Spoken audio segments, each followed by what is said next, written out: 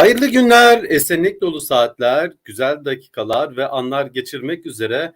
Merhaba saygıdeğer izleyicilerimiz. Evet, herkes artık engelli EKPSS atama tercih sonuçları ne zaman açıklanacak? Yani tamamıyla buna odaklanmış e, bir pozisyondayız bu bağlamda. Evet, Aile Bakanımız Sayın Derya Yanık Hanımefendi'yi de izledik. Yalnız bu konuyla ilgili bir açıklama yapmadı. Bazı Twitter hesaplarında aldığımız duyumlar oldu. Biz de dün bir yayın yaptık. Ya bu e, yani EKPSS atama tercih sonuçları bizde bile stres yapmış yani böyle. Dün Twitter'daki engelliler e, neydi? O hesapla baktım kavga ediyoruz yani. Lakin arkadaşlar yani benim de bu konuyla ilgili birkaç telefon görüşmesi yaptım, araştırdım. Yani Salı günü muhtemelen tercih sonuçları açıklanmayacak. Yani bu konuda hemen hemen yani net bir bilgi var. Yani 8 Şubat'ta Salı günü tercih sonuçları açıklanmayacak. Yani e, hatta davet gönderilen kişiler bizatihi aranmış, yani misafir olarak oraya gidecek bizim tanıdığımız arkadaşlarımız da aranmış. Bazı engelli kardeşlerimize mesajlar gitmiş bu konuyla ilgili. Lakin şöyle bir şey var, yani şunu söyleyeyim, ne zaman yapılacağı net değil. Yani 8 Şubat'ta tercih sonuçlarının açıklanmayacağı, yani program olmayacağı belli.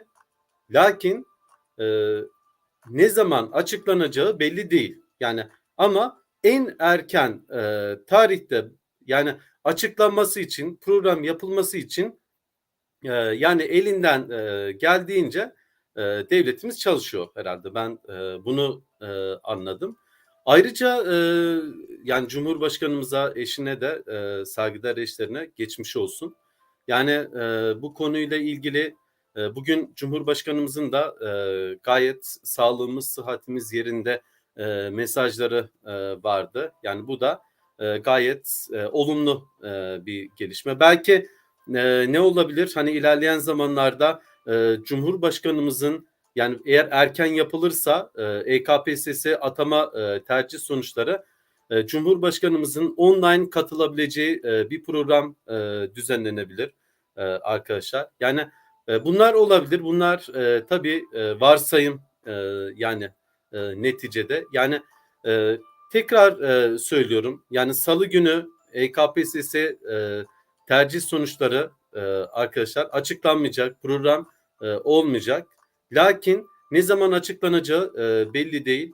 En erken, en tez zamanda e, yani açıklanması için bütün gayretlerin sürdürüleceği bilgisini ben şahsen aldım. Bu konuyla ilgili yani bize sitem eden o Twitter'daki e, engelli yani engelliler platformu neydi?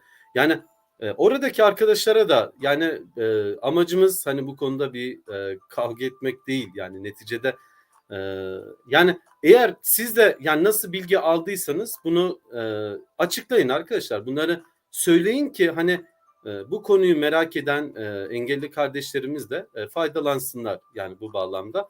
Ama yani kulaktan duyma bilgileri de çok böyle açıklamak doğru değil diye düşünüyorum.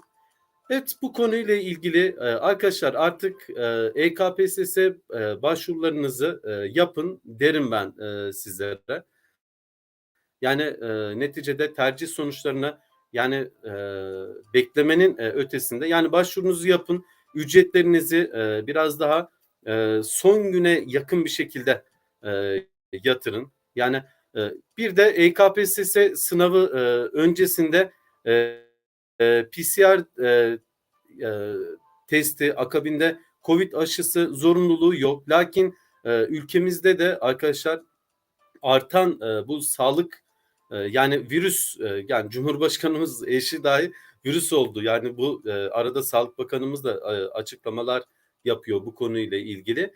Yani benim acizane görüşüm aşılarınızı olun. Yani sınava girecek arkadaşlarımız için e, yani söylüyorum bunu. Evet, sizlerden gelen yorumlar. Yunus Kahraman hocam ayın 8'inde açıklanmayacak mı? Evet, açıklanmayacak e, Yunus kardeşim. Yani nasip olursa, yani ne zaman açıklanacağı tarih belli değil arkadaşlar. Yani bu konuda net bilgi aldık. Yani davet edileceklere yani mesaj gitmiş, yani e, iptal oldu diye, yani program. Akabinde bu programa katılacak bizim arkadaşlarımız vardı. Yani onlar da e, yani programın ertelendiğini söylediler. Evet Fatma Hanım, hocam vaka sayıları çok arttı. Sınav ertelenir mi sizce demiş. Yok, ertelenmez. Yani o konuda da ben yani net düşünüyorum. Tabii bu benim düşüncem. Yani çok olağanüstü bir şey olmazsa ertelenmez. Arkadaşlar yani vardır bunda da bir hayır. Hani stres yapmanın bir anlamı yok. Neticede Allah'ın izniyle e, yani Allah, önemli olan Cumhurbaşkanımız gibi engellilere değer veren göz bebeğimizin sağlığının, sıhhatinin yerinde olması bizim için önemli. Yani hep yani onun engellilerimize verdiği önem üzerine, yani engelli hakları daha da genişletiliyor, daha da şey yapılıyor.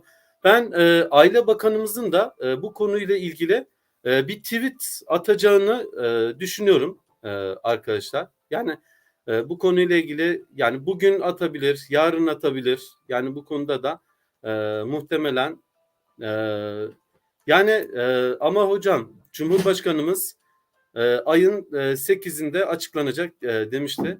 Ya demişti ama yani arkadaşlar şartlar, yani Cumhurbaşkanımız da hastalığının kendisine geleceğini şeyini bilemezdi ki. Yani neticede Cumhurbaşkanımız da çok istiyor. Yani neticede engelli kardeşlerimizin devlet memurluklarına yerleşmesini vesaire falan.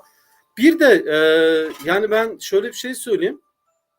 Yani bu programa davet edilecekler hani kesin yerleşecek, hayırlı olsun.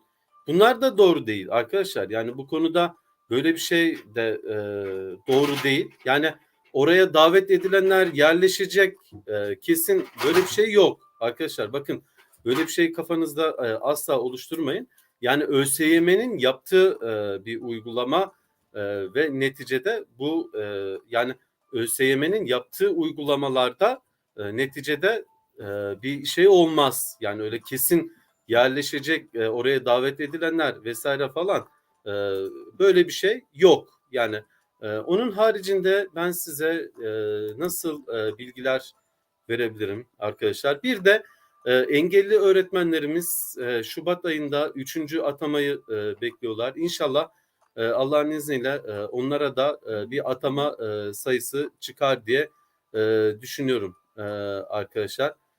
Yani EKPSS kura ile başvuracaklar ise arkadaşlar, yani 25 Nisan'da onlar da başvuracaklar. Yani onlar da 25 Nisan'ı beklesinler.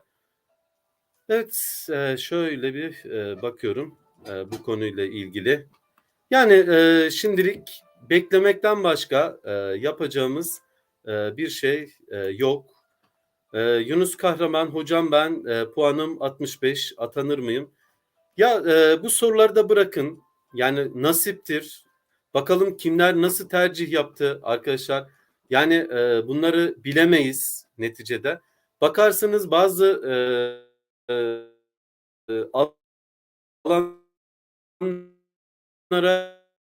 daha düşük tercihleşir. Yani burada yani benim size yani işte 65 puanla atanırsın, 90 puanla atanırsın, 95 puanla atanırsın diye yani bir şey söylemem söz konusu olamaz arkadaşlar. Yine son olarak Ramazan Teras arkadaşımızın 2023 atama sayısı 10.000 atama olur mu hocam demiş. Tabii seçim öncesi her şey olabilir arkadaşlar. Yani inşallah büyük sayılar olur diye temenni ediyoruz. Burada bu yayınımızı sonlandırıyorum. Allah'ın izniyle sabredelim, bekleyelim. Yani son dakika gelişmeleri olursa arkadaşlar ben sizlere yani direkt net bilgiyi vereceğim.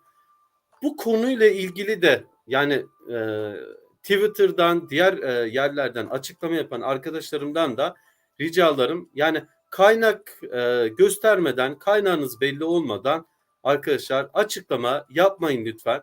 Böyle açıklama yaptığınız zaman yani engellilerimiz umutlanıyorlar. Yani hepimize sorular yağdırıyorlar. Yani hem bir açıklama yapıyorsanız da net bir şekilde söyleyin. Ben şu şekilde görüşme sağladım deyin. E, Kendinize çok çok iyi bakın. Allah'a emanet olun. Moralinizi hiç bozmayın. Çok güzel bir 2022 ve 2023 yılı e, Allah'ın izniyle bizlerle olacak.